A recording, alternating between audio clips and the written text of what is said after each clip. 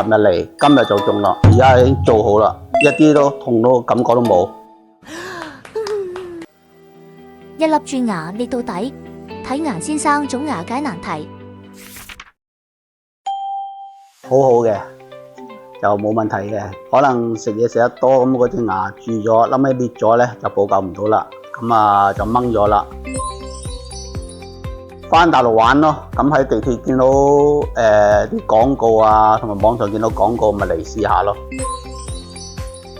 主要係你哋個門面咁嚟到睇到個規模都 OK， 唔似有啲即係個規模啊點樣睇落，始終都係你哋規模睇到 OK 咯，我覺得個人都好順利，好舒服啊！原來係唔痛嘅，初頭中嗰時你都驚驚地，因為始終係第一次嘛，未中過嘛。咁啊嚟到呢間都 OK 啊，因為大佬都好多嗰啲下牙科嘛。咁啊無端啊睇到呢間嚟呢間試下，睇到佢哋門面啊規模都 OK 嘅。初頭好緊張嘅，其實試咗之後咧就一啲都唔緊張嘅，即係冇乜感覺喎，即係完全都唔覺得中咗。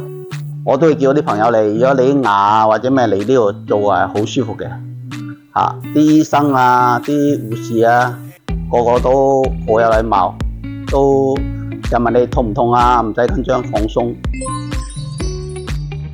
如果大家想嚟種牙，嚟呢間醫院咧冇問題啊，我覺得可以嚟試下。好似我一嚟都唔使考慮啊，琴日嚟，今日就中啦，而家已經做好啦，一啲都痛都感覺都冇。